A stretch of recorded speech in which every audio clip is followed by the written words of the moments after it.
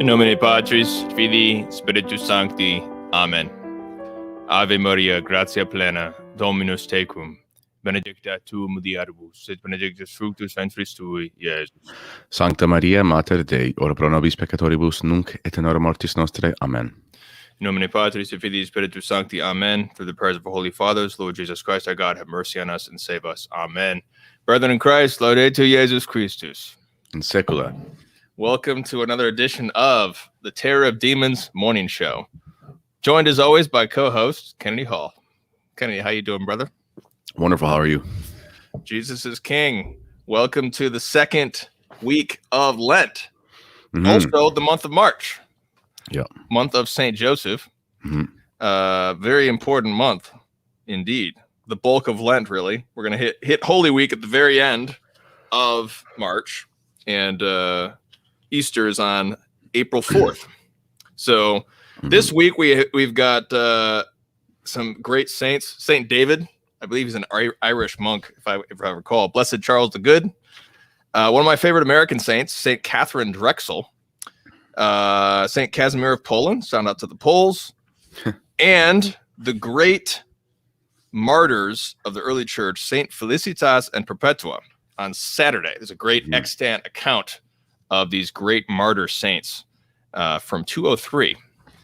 So today we're going to talk a little bit about the historical context of the first apparition in 1917. I've discovered a great deal of incredible providential action that is happening right at the moment of the first apparition in 1917. And I think, especially with Russian history, a lot of Catholics are not aware of some of this stuff, and it's really incredible when we talk about the conversion of Russia and salvation of their souls, the salvation of all Eastern Christians. And what we're going to start with, we're going to just do a little bit of Russian Catholic History 101, because this is something that's not known very much. I think, unfortunately, there's also prejudices that endure among Catholics, and it's on both sides of this schism, but Catholics as well. And so, what I wanted to do here, if my notes will load, looks like they're not going to. I'm going to read them off my phone. So, the big moment in Eastern Catholic history is when Pope John VIII approves the Slavic rite of Cyril and Methodius. So we don't have time to go into all of the controversies that are happening in the 9th century at this time. But essentially, the Frankish Empire is fighting over Bulgaria with the Roman Empire of the East, aka the Byzantine Empire. And two saints sort of choose sides, and they recognize the authority of the Pope. They go to Pope John. They say they're translating the local language into a new rite, which is something that was far more common in the East than it ever was in the West. Because in the West, everybody was barbarians singing around a campfire. They weren't civilized whatsoever. They didn't have cities. They were just tribes of barbarians. So they all gave them Latin. They say, hey, we'll just give you that. St. Patrick goes to the Celts. They're all just running around, druids and whatnot. They are barbarians. And St. Patrick gives them Latin. And then it's through Latin that they can develop the Gaelic script.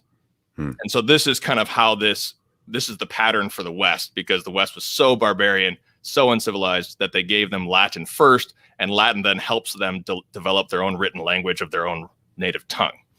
But the rite itself, the cultus, the fundamental foundation of these peoples was the Latin rite, because it started with the Latin rite. So whereas in the East, you have all these cities who are far more civilized. You have a number of different empires, which are civilized empires. You have the Persian Empire. You have these different groups. It's far more civilized in the East. You've got cities.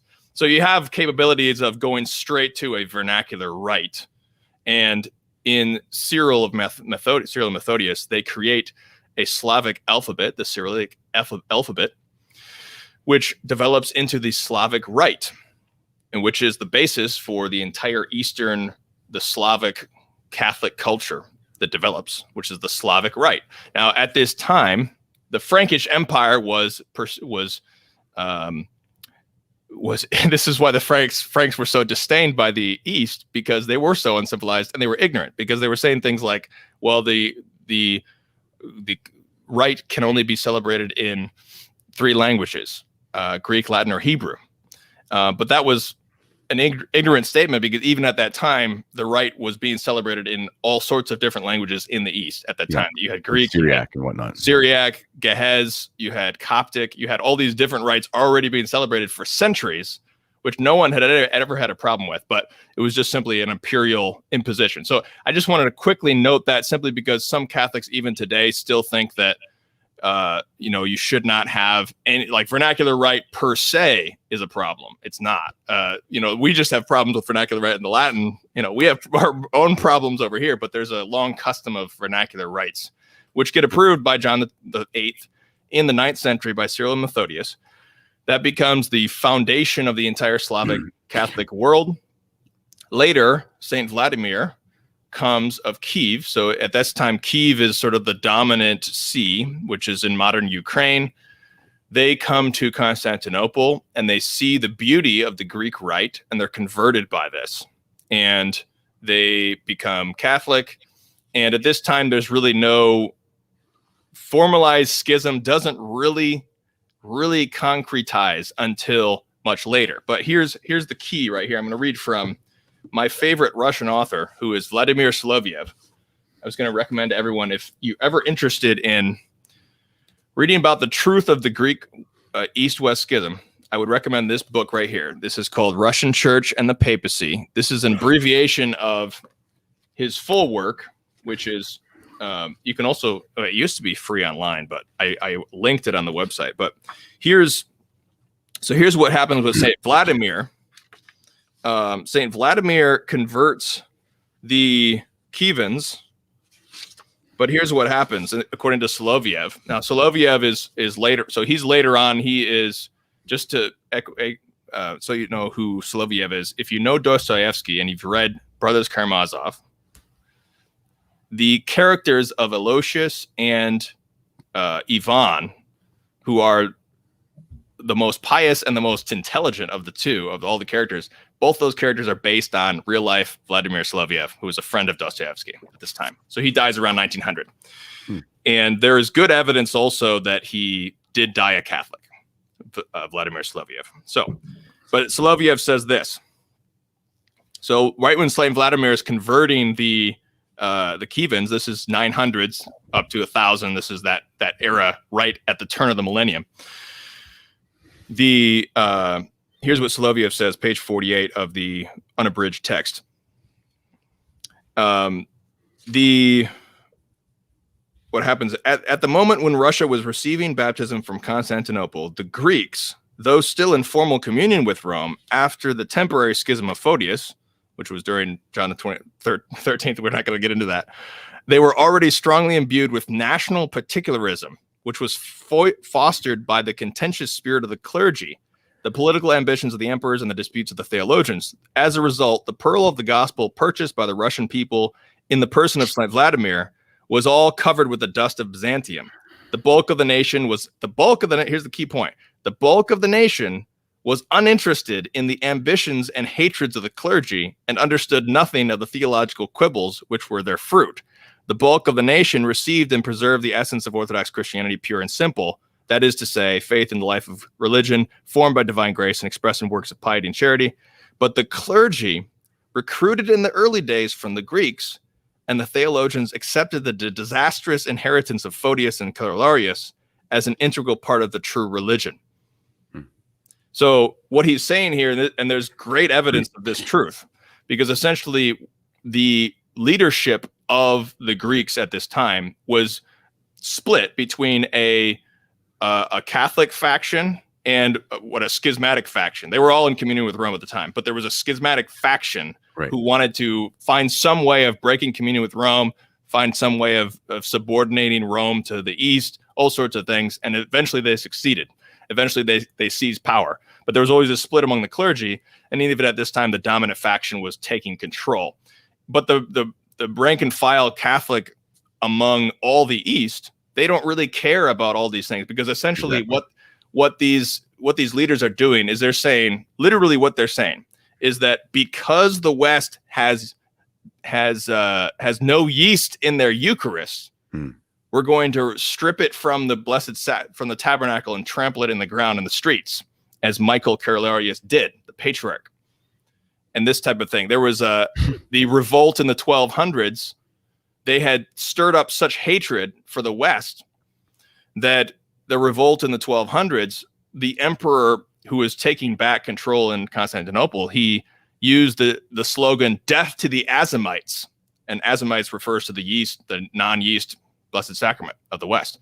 Death to the Azymites, which stirred up the mob, allowed him to seize power. Now, the Greeks had the same disdain for the further Eastern Christians, the Armenians. In their books, they say that they're heretics because they fast with cheese and eggs at a certain point of the year. This is the type of insanity. So like your rank and file Christian who's just trying to work out his salvation doesn't care about the fact that this other Eastern Christian fasts from cheese and meat on this day or that day, and these other Christians use yeast or not. This type of thing is just insane. But this is the type of thing that still motivates many Eastern Orthodox who are the leadership, who are educated. This is what they're educated with. But Soloviev is saying, hey, the rank and file Eastern Catholics do not get into these disputes. They're simply these normal, ordinary Christians who are just trying to pass down the faith to their people. So we see this in a large degree is that after Constantinople falls, which is that's when the anti-Rome faction seizes control with help from the Mohammedans. So all the Greeks who were in favor of splitting from Rome, they form a unity with the Mohammedans. They gain power over Constantinople, and Constantinople then is able to impose Greek clergy on all the rest of the Eastern patriarchs. And they say they gain a ton of power. But every time these patriarchs are given further freedom, many times they come back into communion with Rome. So there in the Patriarchate of Antioch, there wasn't really a clear schism until 1726. The Antiochian Patriarch, that's when the Antiochian Patriarch finally had a free election of their patriarch, and they elected a Catholic. And then that's when the Greeks imposed a Greek onto the Arabs. These are Arabs, they speak Arabic, they don't speak Greek. And the Arab Catholic Patriarch then was split between the Melkite Catholic Patriarch today, as it is today, with the Greek imposed on them. So the point is, when there is this greater freedom, there is a great deal of a mass of faithful who are willing to come into communion with Rome, but they've just been oppressed either by the Mohammedans or by the Eastern Orthodox themselves. So in Russia, what happens is the leadership of Russia realizes that if they accept communion with Rome, they may not have their dreams of a Roman Empire fulfilled, because the Tsar is taking to himself the ancient pagan notion of Roma. Roma was a goddess that was worshipped, who was the personification of the Roman Empire. And this is a goddess worship that persists in the East implicitly, because their emperor is given sacred powers as the Pontifex Maximus, meaning that's the term that we give to the Pope because he's a priest. But in pagan Rome, the emperor was in fact the Pontifex Maximus. He was the priest and the king. And so there's this priest-king notion that persists in the East. So the Tsar seizes that same thing, and he realizes that if he accepts the Pontifex Maximus as the priest, he can't be his own Pontifex Maximus, and he can't control his own clergy. So what happens is the Tsar rejects the union with Florence, the leadership. This is brushing over all these details, so I'm just trying to give a totally general picture here. But so later in 1555, you have the Soglav Sobor, which is where the concept of Third Rome is promoted by their own saints. So these people are canonized in the East, who are promoting the fact that Moscow becomes the new Roman Empire. So he takes the title Tsar, Caesar, And then later, the Tsar seizes complete control over the church. He abolishes the patriarchate of Moscow.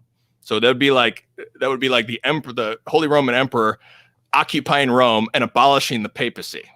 Yeah. I mean, this is like huge. The Tsar takes control of the church. He imposes a unification of rituals on the Russian people. Now, what he's doing here is he's imposing a particular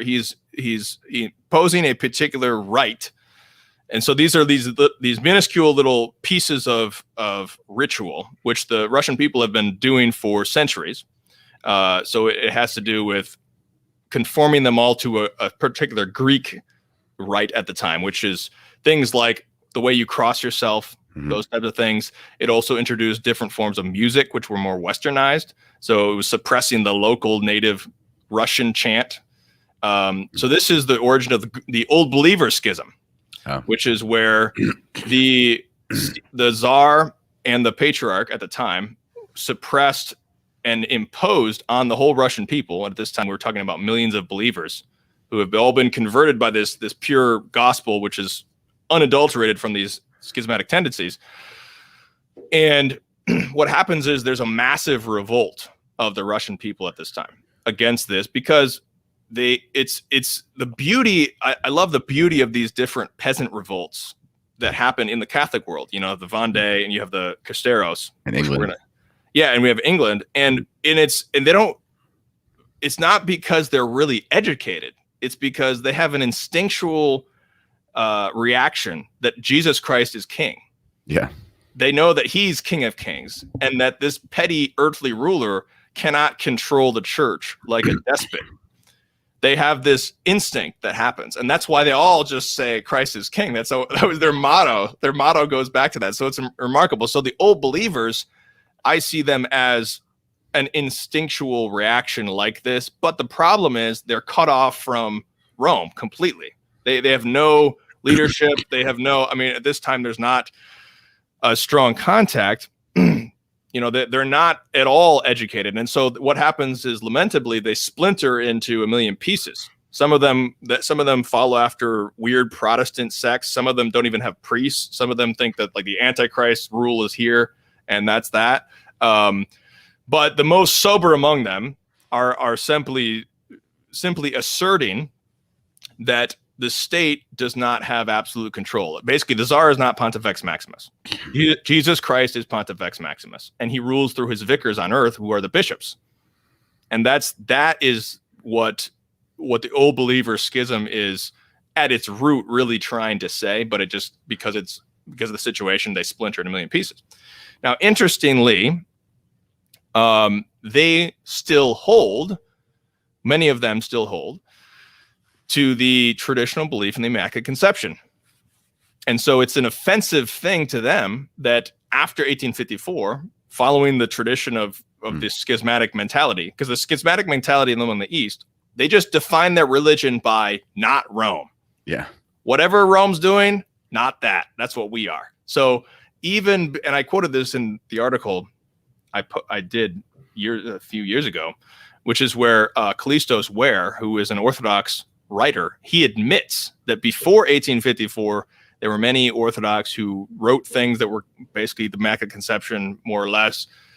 But after 1854, now the Orthodox world is mostly against it. Well, that's just ridiculous. This is just reaction theology, you know. So what's interesting is that some old believers are far more in line with the Immaculate Conception without any contact from Rome. And they just take offense to this imposition. So anyways, you have this split in the Russian church between these millions of peasants. Now, they were persecuted viciously by the Tsar. They were rounded up and killed. And the crazy thing is that this was over things like crossing yourself with 2 fingers versus 3 fingers. And this type of thing. Like they were going to be excommunicated. They were excommunicated as heretics. They were anathematized, and they were killed for over things like this. And this was approved by the entire Eastern Orthodox Church. All the patriarchs, the Greek patriarchs, came to Moscow. They all approved it. It should be an ecumenical council by their own standards. But it's actually not, because it's a travesty of state intervention, essentially. Later on, there's been question as to whether or not these rites were in fact the ancient ones or not. But essentially, this is the problem in the East, is that the state basically has run the church, whether that's in the Persian Empire with the Assyrian Church, or in the Roman Empire in the East under the emperor, or the Mohammedans, or even the Russian Tsar. And sort of in every case, whether it's even Christian or not, the state is controlling the church. And so the state moves the church as to which way they want to go. But luckily, in God's providence, he has not left the Russian people without a great deal of spiritual nourishment. Obviously, they continue in the same sacraments. And this is, I think, the reason why the Eastern Orthodox Church hasn't split into a million pieces like the Protestants, because the Protestants have no divine grace. They have no sacraments, whereas the East at least has sacraments. But what's interesting is at this very time, there's a great sort of a rapprochement with the West, because Tsar Nicholas is trying to, or the Tsars, not Tsar Nicholas, sorry. The Tsars in the 1660s, when they're oppressing the old believers, they're actually trying to cozy up to the West, and they joined the Holy League against the Mohammedans in the later 1600s. Now, after they abolished the Patriarchate, which is condemned by all the Russian bishops, but it's approved by all the Greek bishops who get funding when they go over to Moscow. But the Jesuits actually start to educate Russians from time to time. And in fact, what's interesting is when Pope Clement XIV betrays the Jesuits in 1773 and suppresses them after the Masons make him do it. He's basically capitulating to the Masons. The Russians actually keep the Jesuits in Russia at the time. So the Russians continue on during the suppression. So it's interesting. Can I just interject there? Go ahead. Yeah. Just the timing when you go through all this stuff leading up to Fatima is so remarkable, because 1773 is the suppression of the Jesuits because of the influence of the Masons. Obviously, that's right around 1776, and that's right before 1789 with what happened in France. But if you actually look into what's going on right at that time with the creation of the Illuminati, which put your tin hat on, but the actual school of philosophy called Illuminism, made by Adam Weishaupt, it's well documented. Whatever the Dan Brown novels and stuff say, I have no idea, but historically speaking, it's a real thing. And they modeled their order, I guess you can call it, their societies, as an ape of the Jesuits. Right. With the idea of having, the idea of having a very centralized leadership that was very small, with concentric circles that go around the whole world, so that you could disseminate your information in a way that's effective. Now, obviously, Jesuits don't do it in a secret way, historically, because it's not duplicitous, because it's Catholic. But it's just interesting that you see the suppression of the Jesuits leads to an ape of the Jesuits throughout the entire church and the entire world, which, again, providentially, how terrible are the Jesuits right now, and how terrible is the state of the church? It shows you how important the Jesuit order is in the church, and how providential it was that St. Ignatius of Loyola founded it. And I can't wait for the day that there's finally a restoration of the Jesuits, because, I mean, they're, and the Pope is Jesuit. I mean, it just shows you how, from what you're talking about right now, culminating in this suppression of the Jesuits, it's almost like from there we start to see the decline of the church ever so slowly. Anyway, go on. Oh yeah, I definitely, excuse me. In my book, I'm arguing that the real revolution came with the suppression of the Jesuits. That's the beginning of the revolution. A lot of people usually date it to 1789 with the French. I think more accurately, you should date it to the American. But then, even more accurate, I think you got to date it to 1773, because that's really the first real blow of a revolution, where the Masons are able to suppress all these Jesuits. The Jesuits were heading up hundreds and hundreds of schools throughout the world. And by suppressing the Jesuits, the Masonic state, which was unfortunately true in Portugal and Spain at this time, there was strong Masonic involvement. Yeah, they were able to seize the schools. Well, in some places didn't have, like Portugal, did not have a strong diocesan structure. They were run basically by the Jesuits.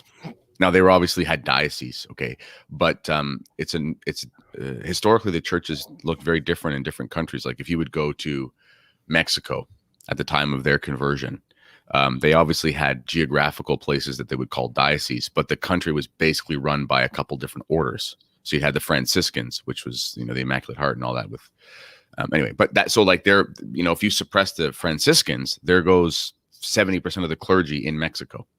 So if you suppress the Jesuits, there goes the majority of the clergy in Portugal, which then, and even in France. France obviously had more than that, but the Jesuits were huge in France. Okay. So when you suppress an order, it's not just people think of, or okay, they're not going to have that little missionary apostolate over there. No, it's their bishop is a Jesuit. Like every school is a Jesuit. 80% of their clergy in their diocese are Jesuits. So then what do? Right? Obviously, it takes different forms. A lot of them just continue being Jesuits and call them different things. We're the something of the Sacred Heart instead, but it's the exact same spirituality. But it caused a huge chaos. Yeah. So, yeah, very important aspect of this. Excuse me. But essentially, and just to wrap that up, I mean, I would, because Pius the VII brings back the Jesuits, and then they immediately get to work destroying the revolution intellectually. They found a newspaper, Civilta Cattolica, and they just destroy the revolution, all of their points and all of the ridiculous reasoning, the false reason, the age of false reason, so-called Enlightenment. Jesuits just destroy them. So the only way they can find a way to destroy the Jesuits, the fallen angels, introduce George Tyrrell and Teilhard de Chardin by using a pseudo-science, by using a pseudo-intellectualism. That's how they're able to finally get the Jesuits to bring them to their knees, which happens with, now brings us to our modern era. But getting back to our topic. So 1900, what's really interesting is, once again, 1900, Tsar Nicholas allows a great deal of freedom in certain areas in his realm, because there's an opening to the West further. They free the serfs earlier, which were sold as slaves. They were basically they were not like Western serfs, which was developed and abolished slavery. It was basically like Western slaves. And so the serfs are abolished, the serfdom is abolished. And they give this freedom of religion. And then you have hundreds of thousands of Russians and Ukrainians immediately become Catholic, because they were forced to be under Russian Empire, forced to be Russian Orthodox or whatever, various reasons. And then you have this figure of Vladimir Soloviev, who writes a book called Russia and the Universal Church, which argues for the reunification of the churches, that Rome is the divine primacy. He argues for all the Catholic points, but he argues that the Russian church must continue as Russian. And that's the key point, because even the Western powers like Portugal had gone over into a Latinization imperial mindset, which was back in the Franks that we mentioned in the beginning. They had gone over, and unfortunately, the Jesuits, some of the Jesuits had done this too. And Jesuits are not immune from excess either, even at this period. But essentially, they had gone into different places and forced them to accept Latin rites and Latin rituals against their ancestral customs, which go back to the apostles. And this was happening in different areas. Like in India, there was a split in the church. The Apostolic Church of India goes back to St. Thomas. So they have no need to conform their rites to Latin customs. Now, we don't have time to get into all these different aspects of this, but the point is that the Russian church will stay Russian. And this goes into the conversion of Russia, because there seems to be some confusion, because I've heard some things say, well, does that mean that they'll become Roman Catholic? Well, no, it doesn't mean that they'll become Roman Catholic. So, but I think there's some confusion, because Orthodox critics will say, well, that means it says that they're not going to become Catholic. Well, that's not true either. So, but Vladimir Soloviev says that the Russian church needs to stay Russian. And essentially, here's the bottom line with the Eastern Orthodox. There's every individual Eastern Orthodox is different. Yeah. Whether they're totally schismatic and even heretical, they're denying dogmas of the church, like the Immaculate Conception or the papacy. They could be heretics, or they could be just your ordinary Eastern Orthodox who doesn't care at all about these disputes among these theologians, Yep. and it's just trying to work out a salvation. Those types of people. Go ahead. And I would add as well, I have some Eastern Orthodox friends, Serbian guys, and their understanding of what the papacy is totally false. So even when they say things like, we don't believe the Pope is the Pope because how can a man be infallible? I'm like, you just rejected a parody of the Pope. So we don't believe the Pope's infallible. We believe that he obviously has certain distinctions at certain times, can make infallible statements, but the Pope is far from infallible. It's a man.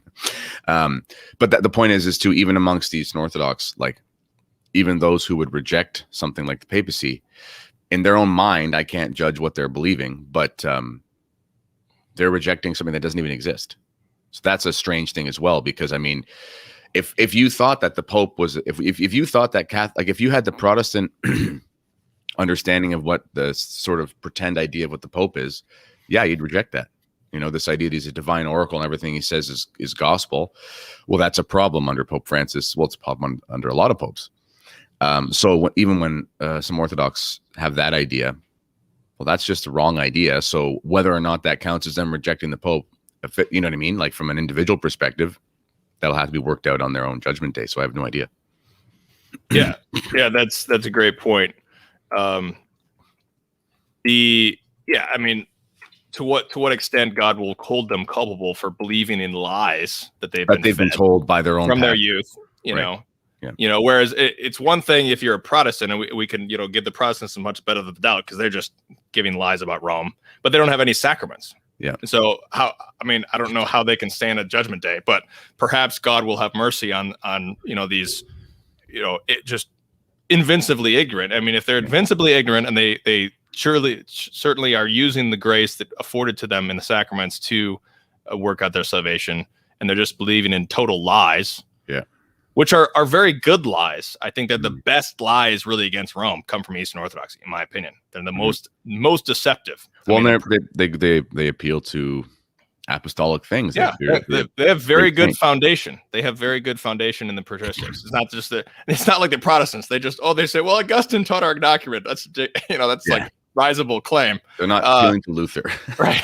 So, but they can, they have good authority in the fathers for a lot of their doctrines. And it's a lot more nuanced, because sometimes Latin apologists will just be they're kind of excessive in their apologetics. And that discredits Rome. So anyhow, another topic. Have you ever, when you were Eastern Orthodox, which Bible did you read? Just as a side note, which version? Well, it was the Septuagint version translated into English. There's certain small discrepancies with the Vulgate. There's 151st Psalm, for example. Yeah. Few there, but it's pretty minor. What was the English like? Was it the King James style English, or was it American English? Well, the one I had was actually the Antiochian, the Arabs. So the Arab Orthodox are far different than the Greek Orthodox. The Greek Orthodox are far more anti-Rome than the Arabs, because the Arabs have been under, like I said, they weren't really technically out of schism until 1700. Anyways, the Arabs they translated I can't reach it. It's up there, but they're the North American Antiochian Archdiocese Orthodox. They have their own English translation that they put out. Actually by some Protestant converts to Orthodoxy. That's the one I read. It's called the Orthodox Study Bible. So in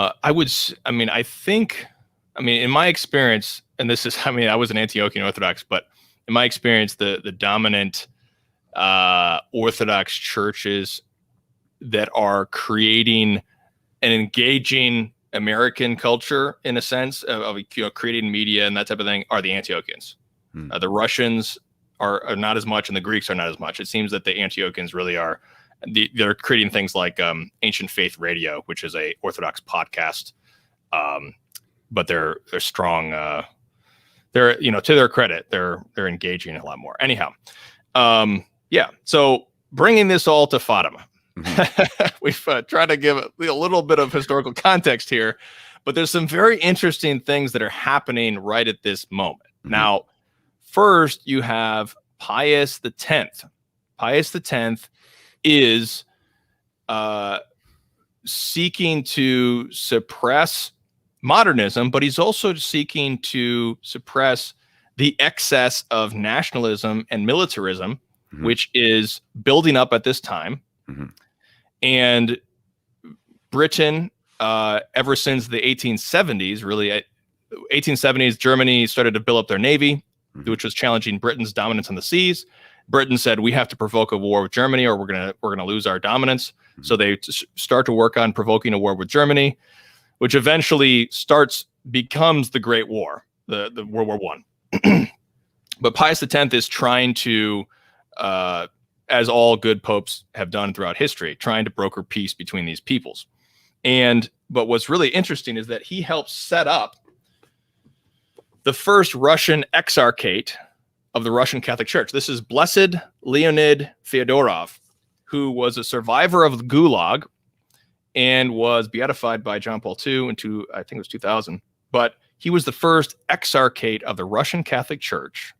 And he was, I believe, under Pius X, he was a priest. He was a Catholic priest who was in the Russian rite. So this was the first time that they were creating a Russian rite, because even before this, the Russian Catholic Church, any Catholics in Russia were basically Poles worshiping the Latin Rite. And there was never a Russian Catholic Church. Or Ukrainians, probably. Yeah, they were in the South, but and I'm not sure if Tsar Nicholas was allowing freedom of religion in certain domains, but there really was not a Russian Catholic Church. And in fact, when he presented himself as a Russian Catholic with a Russian rite before the February Revolution, which we'll get into, so even under the Tsar, he was sent to Siberia. Yep. So they were allowing Catholics or Orthodox become Catholic because they realized a lot of them were, old Poles and whatever they'd forced into it. But as soon as an ethnic Russian who's through and through Russian starts presenting a Russian rite Catholic church, he gets thrown into Siberia. This is the Providence of Fatima, like the whole. When I say Fatima, I don't just mean the town, but like the whole message, the providence of the whole thing is so astounding when you look at it, because today you still can't avoid this fact that there's basically 3 empires on Earth, and the world lives off of whatever mistakes they make. You have America, you have China, and you have Russia. Sure, the Soviet Union fell, but Russia didn't really change. As far as being a world power and influence and all this kind of stuff. And when people talk about the conversion of Russia as part of the Fatima message, people have this impression that what that means is like Russia has to become Novosordo or something. What it means is this Russian rite. What it means is Russians will be Catholic, which the liturgy can remain the same, the traditions and all this kind of stuff, but it's just a unification with Rome. And you see the providence with leading up to the 1917 revolution and the 1917 apparitions. You see the Pope who's leading the way is Pope Pius X. And I would also recommend everyone who wants to know the true history of the First World War. Do you know who James Corbett is? No. He's amazing. He's not religious, I don't think. He's actually Canadian, but he lives in Japan. And he's like the best. He calls himself a conspiracy realist, meaning conspiracy theories, whatever that means. He just finds the truth about things. He has a documentary called The World War I Conspiracy. It's the best I've ever listened to. You can listen to it or watch it. And he talks exactly about what you're talking about with the fact that the First World War was basically started by England, and everything that we know about it is just basically propaganda. But there were very specific geopolitical reasons, which had to do with exactly what we're going through right now. So you see, again, the message of Fatima is the thing that cures all these ills, which is why it was set up at the time that it was set up. Because happening in the 1860s, 1870s in England, you see the advent of all of the major errors that are really the errors of Russia. And perhaps I'll just, little tangent here, but I was speaking to a man from Czech Republic, and he said one of the things that needs to be understood is that the errors of Russia are actually the errors of the West, but spread through Russia. Great point. It's true, because what's happening right now in England, and again, World War I plays a big part in the Fatima apparitions, because a year before Our Lady appeared, that's when Portugal actually entered into the war at the behest of England. Anyway, in the 1860s and 1870s, you have Darwin, you have Englishmen. Yeah, but you have Marx, who was an interlocutor with Darwin. You Malthus is also Malthus, yep, and Englishman. you have the advent of also Cecil Rhodes. People don't know him, but Rhodes Scholarship is named after him. He's actually, well, he started a secret society that doesn't have a name. It's so secret. And he was the richest man who's ever lived, essentially, even with inflation. And he set up a legacy of things in all our countries today: the Council for Foreign Relations, the Royal Institute of International Affairs, all these things. Everyone you can think of as a member of these places: the Clintons, the Bushes, everybody, Schwab, the whole World Economic Forum. Everyone that you can think of was a part of this legacy that Cecil Rhodes set up. He's linked to the Rockefellers and the Rothschilds. I mean, it goes so deep. But he also pushed the idea of eugenics. Okay. And that's the brainchild of all these people, which actually they set up the environmentalist revolution. After the Second World War, they had to change the name of it because eugenics didn't sound good anymore. So they call environmentalism, which full circle to where I am. The man who was chosen by the secret society was a man named Maurice Strong from Manitoba, Canada, who worked closely with the Trudeau family. Anyway, so but all these errors of Russia, they're all errors of the West. Okay, spread, and Russia had its own problems, obviously, as we're seeing, but the intellectual patrimony of these errors really finds itself in the revolutionary West, France and England specifically. Yeah, absolutely. So, essentially, and we don't want to exonerate Germany either, because Germany, unified, and they suppressed Catholicism. Well, Marx, right? You're right. Certainly, yeah. Marx is certainly. I believe he was in the Prussian domain at first, but that became all Germany over to 1870. But anyhow, so it's Pius X is helping to set up the Russian Church, and Leonid Fedorov is a Catholic priest in the Gulag. They already sent him to the Siberia before the communists even happened. And but Pius X, in all of his efforts, all of his efforts for peace fall on deaf ears. He dies right as the armament is happening. I believe the assassination happened like 2 or 3 months before the assassination of Franz Ferdinand, which was the quote unquote start of the World War I. But that's a joke because, as we know, it's been going on. They've been preparing this for decades. But all these powers, they just want a little pretext that they can convince the public to do what they wanted to do anyways. Mm-hmm. And this is why you have either the false flag operations happening, where they just set it up, or they set up a situation where something then can happen and then they can do it. Mm-hmm. So it doesn't really matter. It's just, and this is not conspiracy. This is documented. You can find it. Nations have been doing this for centuries. Yeah. They always need a little pretext to do what they want to do anyways. Mm-hmm. Anyhow, so Pius X falls on deaf ears, just as Pius XI will do later. He dies just as the war is beginning. Mm-hmm. So the war begins. England, France, Germany, they're all killing each other. Mm-hmm. Other powers are thrown in. Russia is involved. But what's interesting here is that there are 2 different peace plans. Mm-hmm. One is promoted by Benedict XV, who is promoting disarmament, peace, and a ceasefire with no winner. That's his peace plan, because it's clear that this is just a battle over. There's no real good guy and bad guy in that war. That's what people have to understand. Right. Yeah, that's what they make it out to be. I mean, I would say. I mean, there are, but for the common nation, it's just geopolitical nonsense. I mean, you're German and you're fighting the English, like for what? And that's been one of the hard things for me to relearn my Canadian history, is how much Canada has actually been a vassal state of the very Masonic, very Rhodesian, as we find Cecil Rhodes, ambitions of the British Empire. Like Canada, I mean, obviously the average Canadian, we know nothing about this. We're just, we have Remembrance Day and everyone's honoring the fallen soldiers, and that's a good thing insofar as your patriotism is a good thing. But when you look into it, it's like, man, Canada was right there in South Africa with the Boer War, which was for Cecil Rhodes, because it was about diamonds basically, and that's what made him the richest man in the world. And he funded the De Beers family anyway.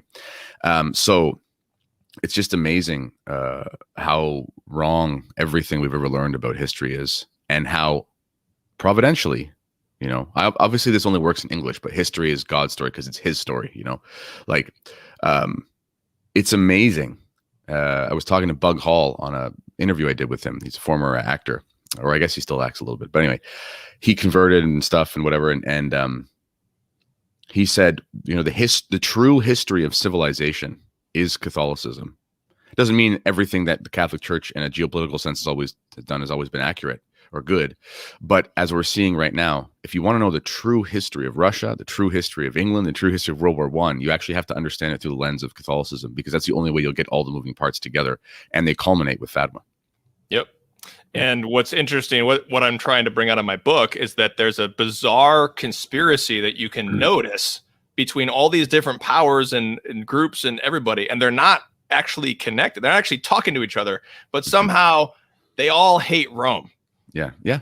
Somehow, I don't know, and I'm saying this is the fallen angels. The devil. They are conspiring all these groups together. They're not actually talking to each other, but the fallen angels are the ones bringing them together. Anyhow, so World War I, it is the worst bloodbath that the world has ever seen. Yeah. Mass conscriptions. They're forcing all these common, fathers of families to fight for the economic interests of these elites in this massive technological war. They're using all sorts of new technology, new brutality, devastating the world. Now, during this time, Father Fyodorov is in Siberia. Or Benedict XV is on the throne. Now, what happens in 1915? You've got some Fatima stuff in 1915. Actually, so in 1915, just as a background, Portugal is very Masonic at this point. Like Portugal's decaying basically as a society. And there's way too much to go into for that. But Sister Lucia, she actually had apparitions in 1915 before the Angel of Peace. But it's kind of like these apparitions happen in progressions, like she was prepared for it. All she sort of talks about is like an angelic sort of translucent man. And there's no word spoken, but there are apparitions where she basically sees the divine, if that makes sense. She's like, that was from heaven, whatever that was, and tells her parents about it, but it's kind of poo-pooed as children nonsense.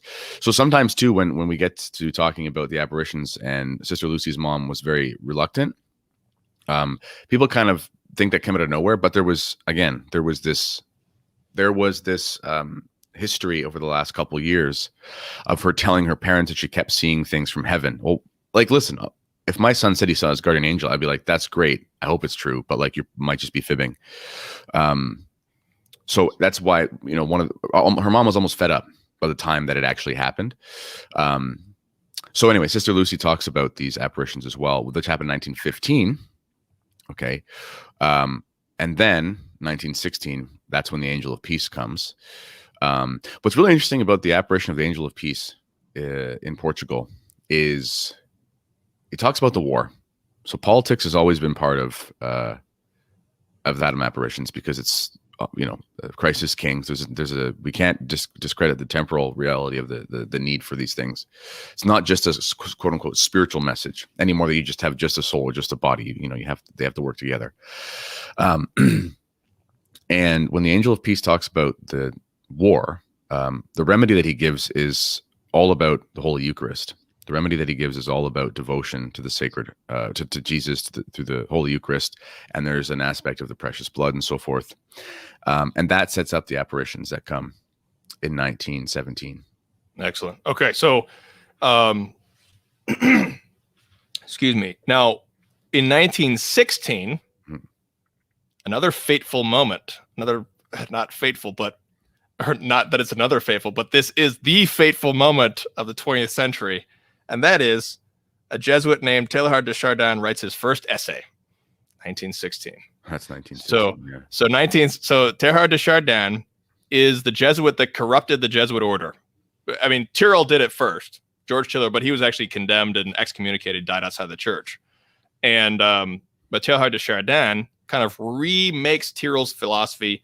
He believes so wholeheartedly in evolution that he literally believes that this bloodbath of a war is some kind of progress, because evolution is the natural selection. You have his idea of evil is that evil is sort of this evolutionary creation that comes out. Yeah, that sort of comes out, and then out of that, because of the evolutionary Darwinianism, is that survival of the fittest is sort of what creates progress. People need to understand evolutionism is just Gnosticism, like applied to the sciences. That's exactly what it is. And evolutionism is inherent in the errors of Russia. Okay. And I want people to, as we end up talking about consecration and all that, as we go through this series, they're called the errors of Russia, not the errors of the Soviet Union. So one of the things I'm going to argue later on, the Soviet Union fell. Russia did not fall. She didn't say convert Soviet Union, she said convert Russia. Okay, Soviet Union is a collection of states. Russia is a nation of peoples. Very different things. Inherent in the errors of Russia, which are the errors of the West spread through Russia, is this Gnosticism that's called evolutionism. And if you look at the history of what the Chinese did as well, when they applied their errors through communism, the first thing that they would teach the people, and this is documented by a bishop named Bishop Ogara, he was in China before the revolution, or around the time of it in China, they would teach the people in the villages evolution. That was the first thing they would teach them. They wouldn't teach them Marxist economic theory, because if they could convince the people that they were beasts, they could treat them as such, which is the idea of it. There we go. Because you have to have a complete dismantling of the authority of not just the temporal authority of the church, but even the ability to believe that the scriptures are true. And this is inherent in all these errors, because, and in fact, this goes back even further with geocentrism and heliocentrism, which was disproven by Einstein himself. He said you could hold either because relativity makes that possible. So you could be a geocentrist and not be a fringe scientist. You could just use Einstein to do that, ironically. But that was one of the first major blows. It's a very secretive, strange way that happened. There's a lot of Son Genis talks about that. But that's the beginning of the intellectual, the secular realm looking at the church as someone who can err in intellectual things, which was a big deal. So you have to discredit the entire patrimony of everything that you knew in order to implement all of these errors of Russia. And this has already been happening, obviously, with the Enlightenment and so forth, but it culminates with, as you're talking about, the spread of evolutionism, which is the devil's gospel. It is the most pernicious and destructive error, in my opinion, in the history of, in the last 500 years of the church. Because, again, there's a lot of debate you can have about certain things in the natural world, and they don't affect the faith whatsoever. But, you talk to any lapsed Catholic from, my dad, for example. We were having a conversation years ago. I couldn't believe, the church still teaches, side note here. This shows how the traditional doctrine of creation was always that the history of Genesis was actually true, because he stopped going to church in like 1969, basically. And growing up in Catholic schools, he believed that the church still taught traditional doctrine of creation, which shows it didn't change till after the Second Vatican Council. Anyway, but his whole thing was church is anti-science. Church is anti-science. Church is anti-science. And what do you see today in neoconservative Catholicism? And Catholic answers in places like that. They're the biggest proponents of this, and it's very sad. Oh, the church is not anti-science. Look, here's how we'll take your theory that's completely blasphemous, and we're going to make it look Catholic. And then at best, what you become when you hear those things is you become someone who's sort of secularly inspired intellectual who finds a spiritual consolation in the Catholic Church, but you hold on to these errors of what? These errors of Russia. Is it any secret, or is it any surprise that in the sort of mainstream conservative church, that the idea that the message of Fatima has not been fulfilled yet is like one of the only things they'll fight against? I mean, think about all the errors in the church right now. But if you look at all the efforts of all the neoconservative, whatever, the idea that the consecration did not happen is anathema. Why? Because because inherent, whether they know it or not, like you said, these different empires are not coordinating with each other, but they're all coming with the same plan because it's from Satan. Okay. In the same way with the heirs of Russia, everything is encapsulated. All of the ills are encapsulated. Even liturgically, if we just go back to what you were talking about, because again, we can go to excess as Latin Rite traditional Catholics and think that it's never been possible that you could have an organic rise of a vernacular rite. The Novus Ordo is not that. I'm not saying that, but I'm saying it's possible. So you can't make that argument where you go too far the other side and say it has to be this way. That's not the way the church works. Okay. Inherent in all the problems in the church are the heirs of Russia. And in my opinion, the biggest one, just to finish here, is evolutionism, because it is a complete reversal of reality. Revelation is top down. God is creator and we are his instruments, so to speak. Evolution is bottom up. Okay. It's Gnostic. It's the chaos. It's if you read it, it just sounds like those myths of Marduk and all these, Mesopotamian gods, and they're fighting and whatever. And then, they come out of there, becomes this whatever. And also evolution gives you the intellectual and philosophical permission, let's say, to do everything that we've seen, as you're talking about with Chardin, because eugenics, if you look at eugenics, it's just Francis Galton was his name. He was the man who coined that term eugenics in the 1800s. It's just permission to evolve the species. We're evolving the species because this gives you the reason. This is why it's the same thing as Illuminism. Illuminism just means like we're the enlightened ones. It's the same thing as Manichaeism, which we see with St. Augustine. He crushed that after he converted. So we're just going through one of those periods in church history right now where Gnosticism is basically causing the collapse of civilization, which is what it ended up doing to the Western Roman Empire as well. So all of these things are connected, and Fatima is the modern instantiation and the most important thing in the church as a result. Excellent. The only thing I'd add to that is point out that evolution, not only coming from an Englishman, but it is a thoroughly English ideology to believe in an evolution. Yes. Because they've been trying to promote Whig history, which is basically a rationalization of all their crimes from the 1500s, adultery, murder, theft. They've been trying to rationalize that ever since. And they finally found a way with Whig history, which is that the world is just progressing towards liberty and more liberty. And that's Whig history. That gets transferred to America as manifest destiny. Yes. And there's all this evolution of this idea of industrialization. The scientific revolution is all about, we're just going to improve ourselves endlessly. And World War I is really the big counterpoint to that, because you've improved endlessly and now you've murdered millions of people for what? A petty kingdom. Yeah. That's your idea of progress. And what's insane is that Teilhard de Chardin somehow still believes he's in the war. He's on the front lines. He's a stretcher barrier. I mean, the guy's seen action, and somehow he still believes that this is some kind of progress. Famously, this is the best. I always go to von Hildebrand. He is, in my opinion, he's got like a 10-page refutation of de Chardin, which is just brutal.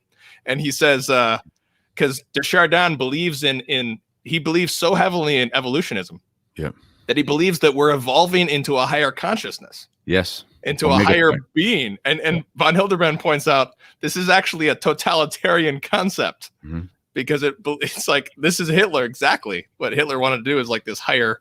I mean, he quote unquote restore whatever pagan. Well, and it's also Marxism is evolutionism. They were pen pals, right? Darwin and Marx, and because ultimately you're looking at the world like some sort of biological soup, and we're all organisms as part of this massive organism. And it's also pantheism. This is why all the errors are there, because it's no different than if you think about Hinduism. Like, I know that upsets people, but reincarnation, you're parts of a thing, and like the whole idea of Eastern pantheism is that eventually you would get to the point where you would be illuminated, okay, or enlightened. This interchangeable. This is one of the biggest tricks too of the devil, is that they called that period the Enlightenment, which means the same thing as Illuminism, which is what the Illuminati are. This idea. So if you tell somebody that the Illuminati are a real thing, they'll be like, look at you like you're a conspiracy theorist, because they are. The word illumination and enlightenment means the same thing. Okay, so it's this trick of words there. So you discredit this idea it could ever be something other than what the official history says. But it's the same thing as Eastern pantheism. And what do we see in the West right now as basically as true religion falls? Everyone just embraces Eastern pantheism. I mean, most women today will go to yoga and it's like, oh, it's not religious. It is religious. Okay, you're doing a religious ritual. You just don't know it. And so again, all of these errors are inherent with each other, and this gives the what's it called? The totalitarians the free reign to basically treat people like they're some sort of well, not just cattle, but even more base than that, like particles in this grand organism that can be engineered to work in a certain way. Because as long as the whole is working properly, then that means that there's success for the species. Okay. This is why even with this Corona lockdown stuff, I get a little nervous. There's a lot of people that are anti-lockdown, but they keep saying, we need to recapture humanity. We need to, I don't like when people talk like that, because what is humanity? I mean, you could say your humanity, meaning like your human nature, fine. But humanity is not a thing. Like this whole, this mass of humanity. That's an abstract concept. It's an abstract concept. It's not concretized. And it plays into the hands of the heirs of Russia anyway.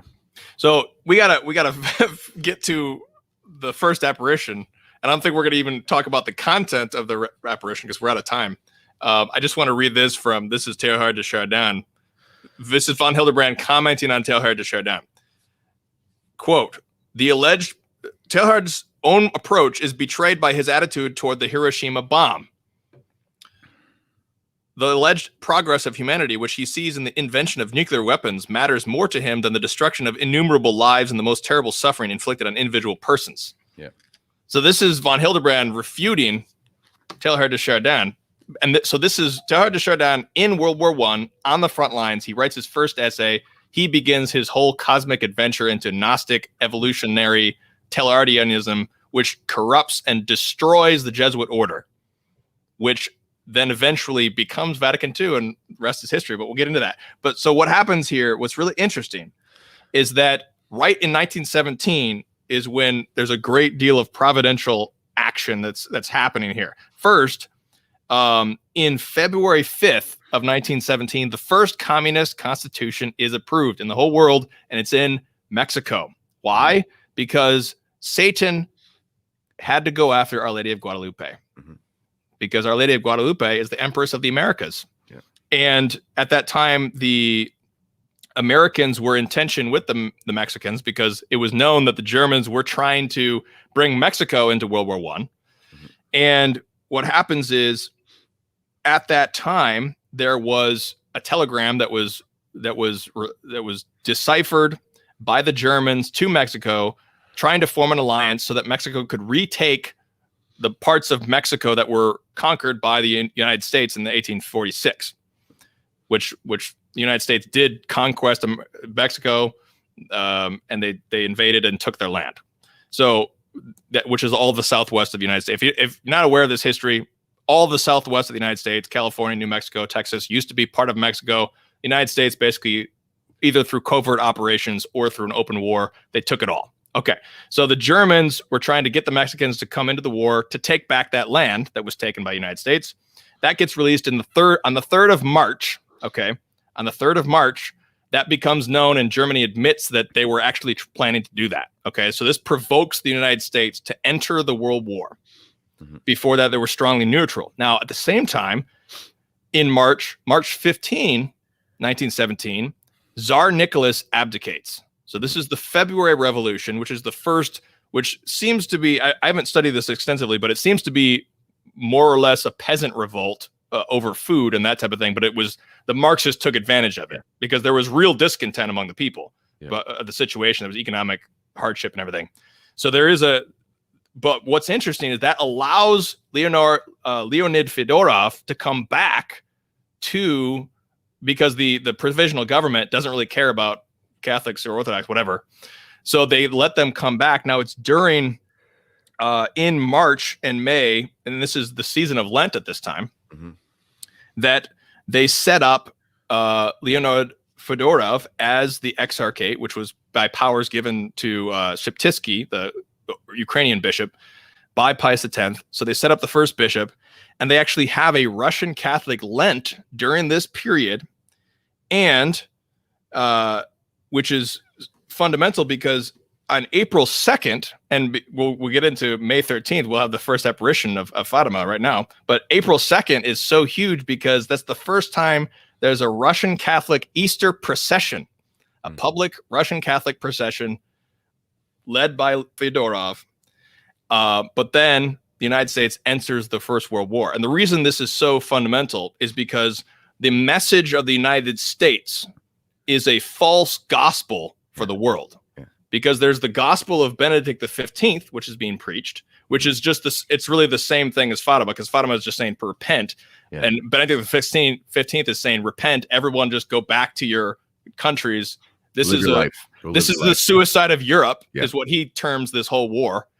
But Woodrow Wilson, his false gospel is, his slogan is "Make America Safe for Democracy." He employs the Jewish nephew of Sigmund Freud, Ed Bernays, to use psychological warfare. Was this the beginning of modern propaganda techniques, using heightened psychological technology? And he begins to propagandize the whole world. And this is really the beginning of the American empire in the whole world. Before this, the American empire was just in the Americas. But now the American empire is taken to the world. And this is the counter gospel to the real gospel. And so this is why it's so fundamental right when Fatima is happening. So fast forward to May 13th and what happens on May 13th, and we'll leave it here, I guess, because we were going over time a bit. But one thing happens on May 13th that nobody thinks about. There was a certain bishop consecrated. Do you know which one it was? No. Eugenio Pacelli.